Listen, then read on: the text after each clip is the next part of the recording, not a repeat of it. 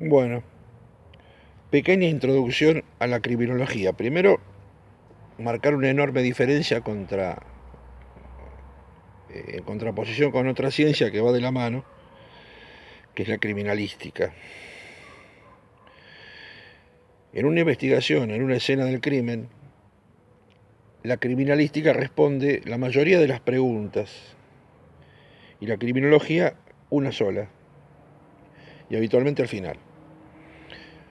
La criminalística, es decir, la investigación criminal a través del laboratorio, de la recopilación de pruebas, sangre, cabellos, pólvora, huellas dactilares, eh, diferentes cosas que se hayan encontrado en la escena del crimen, es decir, todo lo que se puede encontrar y recopilar en la escena del crimen propiamente dicha.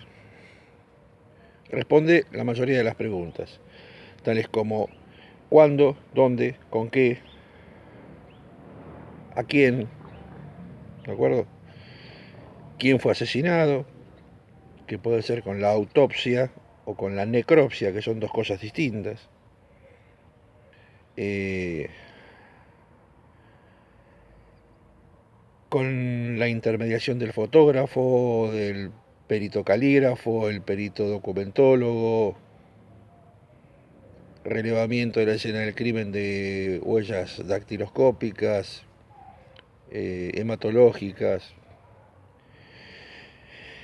Pero al final de todo, cuando toda esa gente se va, que habitualmente es lo que se llama la científica, la policía científica, hay otro grupo de gente que va a estudiar ese crimen y va a contestar la última pregunta.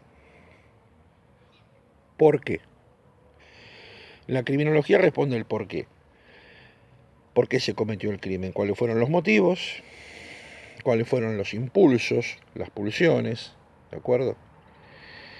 Y en función de eso, se hará una investigación y se crearán grupos de criminales que cometen crímenes de maneras similares. Eso se viene haciendo desde hace muchísimos años, pero eh, fundamentalmente de la década del 60 aproximadamente, cuando la criminología empieza a tomar vuelo propio, ¿sí? Entonces empezamos a entender que hay diferentes tipos de criminales, hablando siempre de criminales importantes, ¿no? Bueno, vos estuviste ya estudiando algunos criminales seriales, me mostraste ahí que habías estado hablando con algunos muchachos muy simpáticos. Un asesino serial es aquel que comete de 3 crímenes en adelante, ¿de acuerdo? Cuando se llega a los 3 crímenes y en esos 3 crímenes tiene que haber un hilo conductor, tiene que haber algo que haga similares a las víctimas para que sea serial. No es que si el tipo comete 19 crímenes ya es solamente un asesino serial. Porque, por ejemplo, hay asesinos itinerantes, ¿no? Robledo Puch, contrariamente a lo que se dice, no fue nuestro primer asesino serial en la Argentina, porque Robledo Puch no era un asesino serial, era un asesino itinerante, es decir, mataba cuando se le ocurría o porque la situación le daba para matar. Después cuando estudies eh, los crímenes de Robledo te vas a dar cuenta que el tipo mataba porque... Pero para ser asesino serial hay que tener una serie de cosas que no lo tenía, por ejemplo. Después hay tipos que matan de a cientos y cientos de personas que son los asesinos mesiánicos, ¿de acuerdo? Como Jim Jones, por ejemplo, que propició que se mataran miles de personas. Después asesinos de masas, por ejemplo, como Hitler. O sea, Hitler tranquilamente podía ser un asesino serial, pero no lo era, en algún aspecto, tal vez muy en el fondo, pero básicamente era un asesino de masas. Entonces, empezamos con eso, sabiendo que la diferencia entre la criminalística y la criminología es que la criminología estudia el accionar criminal, la mente criminal. ¿De acuerdo? Entonces no vamos a hablar en estas charlas de criminalística, o sea, yo no te voy a mostrar cómo se levanta una huella dactilar, ni con qué elementos, ni con qué herramientas, aunque lo sé, pero no tiene sentido.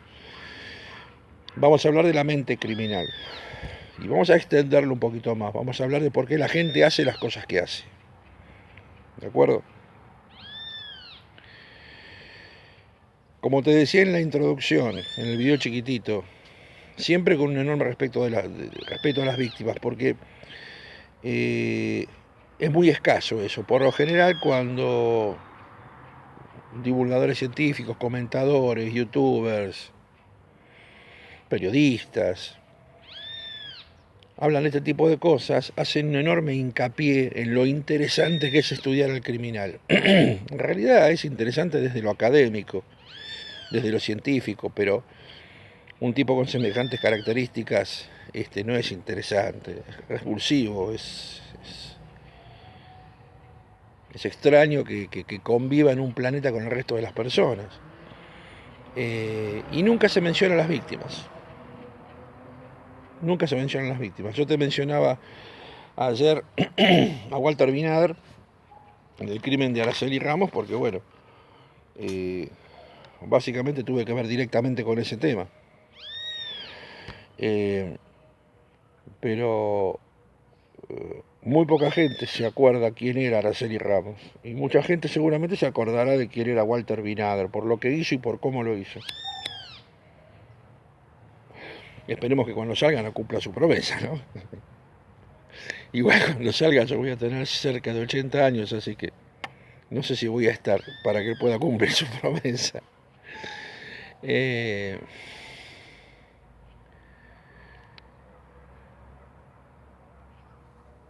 Nosotros tuvimos, lamentablemente, nombres que han quedado en la historia, como Gilla Murano, como el clan Pucho, como la familia Pucho,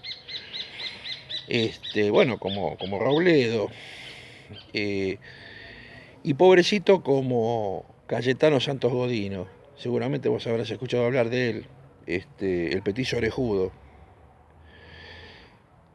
Contrariamente a lo que dicen los libros, el petiso orejudo no era un psicópata. Seguramente no va a estar de acuerdo mi gran amigo, el doctor Hugo Marietal, pero no era un psicópata, era idiota.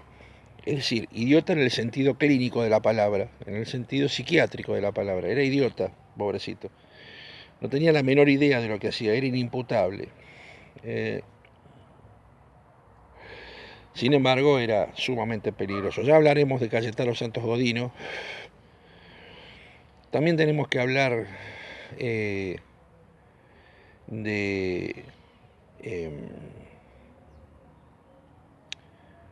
Holmes en Estados Unidos, tal vez el primer asesino serial que tuvo América por completo. De algunos personajes famosos que en algún momento de su vida tuvieron que trabajar como detectives, poco como por ejemplo Simón Bolívar, cuando tuvo que averiguar quién había asesinado a uno de sus mejores amigos, al secretario de San Martín.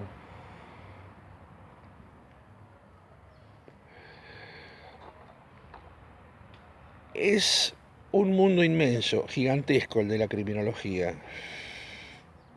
Abarca parte de la historia del mundo.